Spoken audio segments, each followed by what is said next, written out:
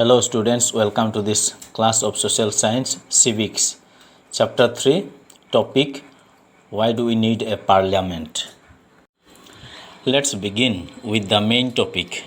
Why do we need a parliament? As we all proudly say that India is the largest democratic country in the world and has the highest number of parliamentarians.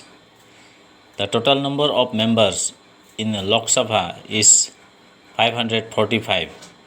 In this chapter, we are going to analyze what is the need to have a parliament, how does a parliament function, how are the members of a parliament elected, and what is the role of the people in electing the members of the parliament. These are key factors what we are going to discuss in this chapter. Why should people decide?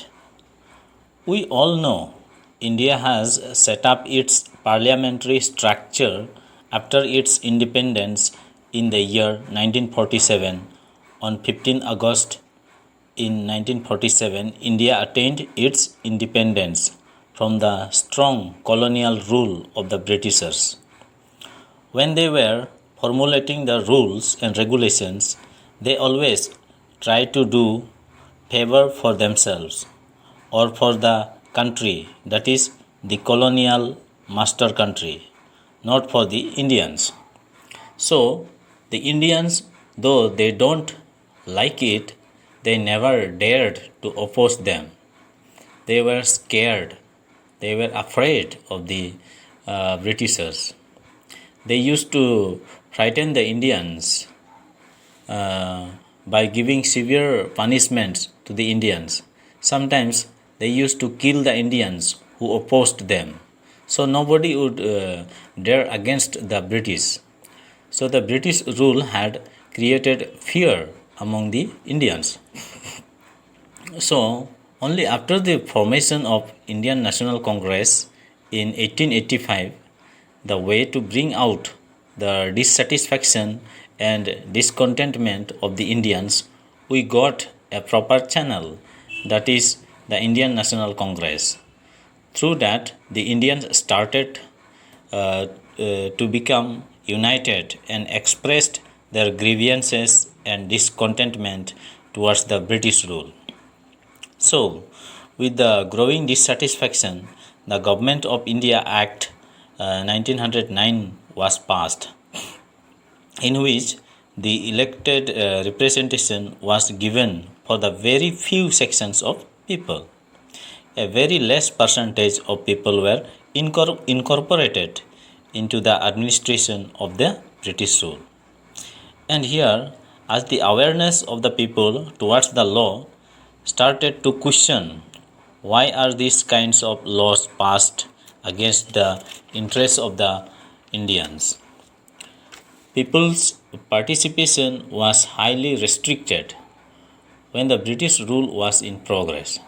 So, having the taste and bitter experience of all these incidents and situations, the framers of the Indian Constitution kept in their mind that every Indian has to be made the participant of the government. Every individual has to be given the right to vote, irrespective of any barriers. Every Indian should feel that he has his valuable contribution in formulating the policy of the government.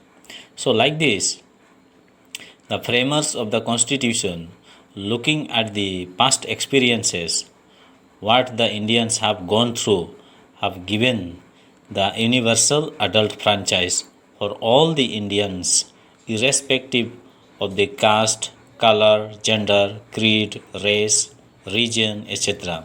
Any Indians who attains the age of 18 years will be given the right to vote, through which he can participate and decide in the elections.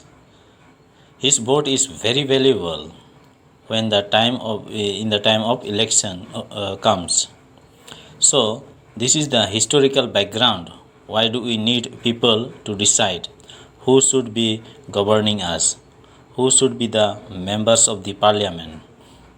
So all this has come up from our past experiences. People and their representatives. People play a very vital role in democracy. Democracy is for the people, by the people, of the people, as rightly mentioned by Abraham Lincoln. Till now, we have seen and discussed what is a need for us in our country to give the concept of universal adult franchise. We have looked at the history of India, where many of the Indians have suffered under the British colonial rule, where there was no equality, no scope for the people to participate in the decision making of the government against the same people who are supposed to follow the rules and regulations which are dictated by the government, which were done against the interests of the people. So, looking at all these consequences, the framers of the Constitution guarantee to all the people the right to vote, which we call as universal adult franchise. Now, moving ahead, people and the representatives. The democracy is the best form of government of the 21st century. This we can see when many number of countries, like more than 50 countries, turned to be a democratic front country from a non-democratic country. So this ultimately reveals the secret that of the present century, the best form of government is democracy. So democracy always revolve around the circle of people. So without the will of the people or the participation of the people, democracy cannot be fruitful. So what we need in democracy is the consent of the people. Consent of the people is the prime most factor in democracy. Every individual consent is required to run a successful democratic country or a successful form of democratic government. How do the people express? Basing on the desires, approval, and participation of the people. We get to know the consent of the people once if any large section of the people desires to have this kind of system should be replaced or this kind of rule should be implemented. That is the desire. When the approval is made by the members of the parliamentarians, that means it is getting approved.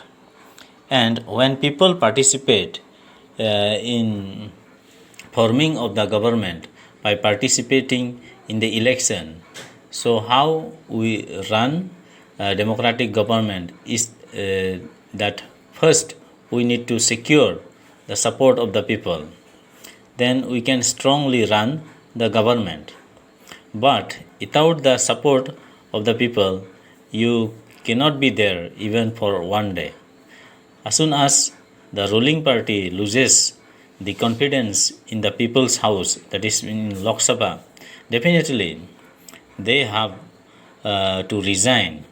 So all these things reveals that the consent of the people is highly important in a democratic form of government.